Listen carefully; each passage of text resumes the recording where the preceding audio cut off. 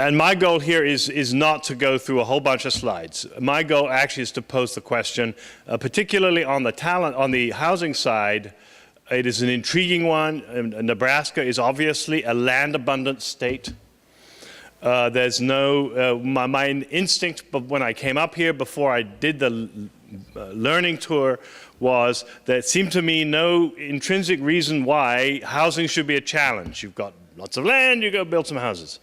It turns out it's quite a challenge, outside the Omaha metro particularly. And there seemed to be, in keeping with this theme of no silver bullets, there seemed to be a whole variety of factors influencing it that will need to be addressed, will need to be thought through. And honestly, in terms of recommendations, I have one off-the-wall idea, so we'll share that as well. And then I'll go on and just say a few things about the quality of place and talk a little bit about some of these, touch on some of the other infrastructure questions. So is that going to work? Wrong way, maybe. That's better. Let's start right away. Housing in Nebraska's metro areas, I have particularly in mind Omaha, is generally available at competitive prices. In fact, I found a report published in the West Coast in Oregon that said Omaha was in the sweet spot for that mix of affordability, economic strength, and quality of life. Omaha was right in the middle of the picture. And I believe that, and I think a lot of you guys here believe that. Outside the metro areas, there's a fairly dramatic difference in terms of the situation. So, and people put a number on it. Entry level, start a home, as they say, housing $90,000 to $120,000 for new employees, market rate for new employees, young families, is a very significant challenge in Nebraska outside the metro areas. And you heard it from the governor this morning, this difficulty cuts straight at the workforce challenge. Trying to hire someone, we did hire someone, technically competent manager, young manager for the plant. The wife came out here, we had nothing. Right? That is a difficult conversation to have from the point of view of the new hire. And that's the current situation. So it varies. There have been, as the governor also pointed out, and I heard, a great deal of creativity, communities taking the lead, banks in the communities taking the lead, other groups, nonprofits taking the lead to try to get some of this done. But there appear to be some underlying difficulties. And all I have really is a list here. So we'll turn to that and we'll take a look at it. I do before that because, yeah, a chart. The interesting thing, the bottom line, the interesting thing that the data tells us, and I'm sort of on the fence about this data, but there's a standard measure of affordability, median housing cost as a percentage of median household income, that's used nationally, and the evidence suggests that outside the Omaha, the Lincoln Metro, in fact, it's reasonably good in terms of affordability compared to the Midwest and compared to the United States overall. Of course, the United States numbers are thrown off by the coasts, but if you even compare it to the Midwest, I think the interesting items here is Omaha and Lincoln really look like the Midwest. I had talked to someone in an interview, and they said, yeah, we recruited someone from St. Louis, or they recruited someone from further east. And they arrived in Lincoln, and housing was the same. It cost the same. There was no moving to Nebraska and getting, a wholly different deal on housing. So to that extent, the picture is the same. What's interesting is that outside the Lincoln-Omaha metros, affordability by the data is greater. We know that isn't true. When I was in Kearney, I heard that average time on market, in the marketplace for a market rate entry-level home was 3 days.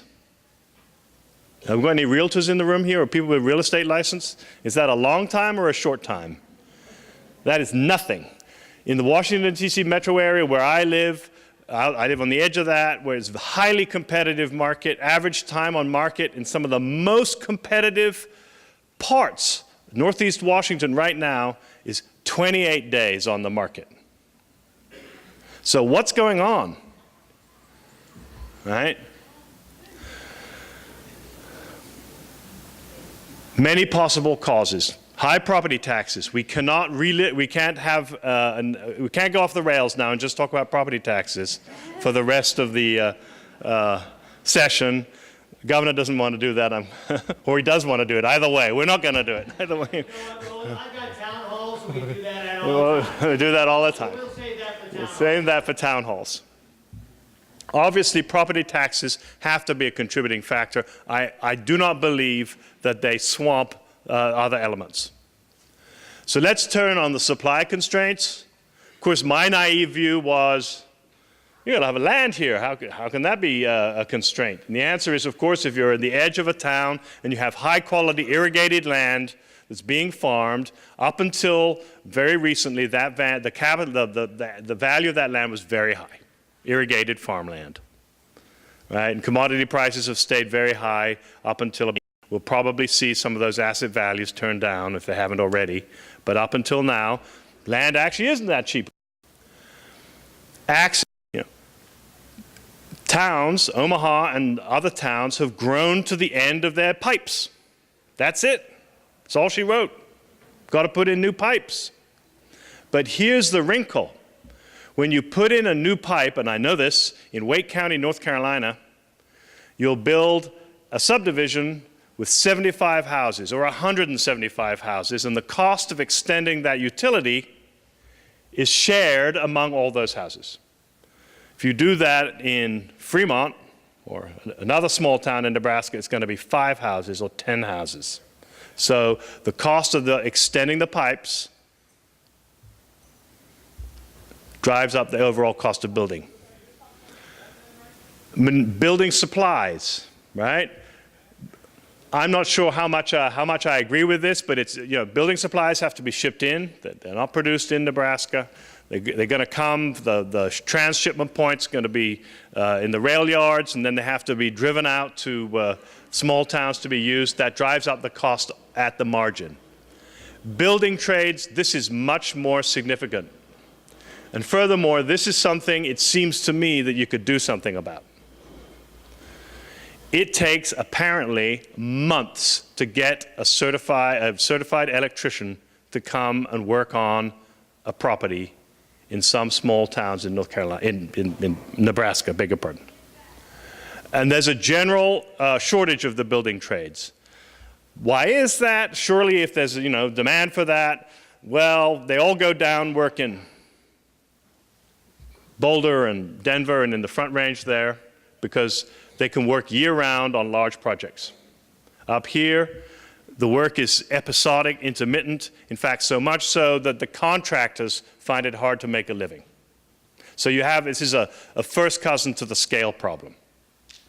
But the overall shortage of the trades also is associated a little bit with the division of labor in the community colleges. Out there, I met the community college president in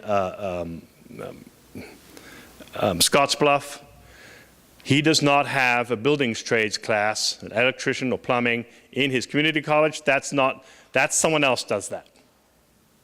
So if there's a pipeline problem on the community college side for the building trades, that's something to take a look at, certainly.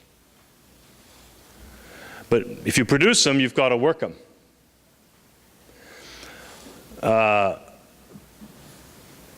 Preferential finance, conservative valuation, so that's actually a note to myself, doesn't really mean much, but there are federal programs, housing programs to help first-time home buyers.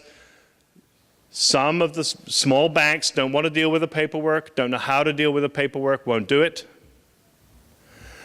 And in a town where the comps, and to use a real estate expression, right, there are only 2 or 3 a year, The valuations on properties that are brought to market are very conservative, and if you don't get that valuation when you take it to market in terms of willing buyer, willing seller, you can't get the loan, you can't make the deal. So there are just these practices here which I'm touching on, which accumulate and make the housing challenge hard. And they get scale, which I think I've already touched on. Regulatory constraints, zoning requirements. Do you in fact need fully lighted, 2 sidewalks, 32 feet or whatever it is, residential construction standards for 3 new houses on the edge of a small town in Nebraska? Right. If that's the requirement, that's going to drive up the costs. And finally, tax increment financing is used in some cases. Of course, there's a distress criteria before you can use it, which people don't like. Wait a minute, you're going to build some housing using TIF around here, but that means you're calling my neighborhood distressed. I don't like that, and you're undermining my house, undermining my property values. So that may be something to take a look at. Is there a housing, could there be a housing exemption for the distress criteria for the use of tax increment financing? Don't want to start a debate about the good and the bad of tax increment financing separately. That's another question, right? But it is used very heavily, could be an instrument to help solve this problem. Before I get to my quirky solution, let me just say that this situation will not get better, it may get worse. The millennials are entering their childbearing years. And as you know, demography is destiny. Right? That means they're going to want houses, and they're going to want entry-level houses across the country. One estimate I saw, it's in the report, 500,000 new workers will be required in the building trades elsewhere in the United States. How can Nebraska compete for those workers, right, when there's going to be demand on that scale? That's going to be a huge challenge. And you want to meet, you want to join, you want to house your millennials too.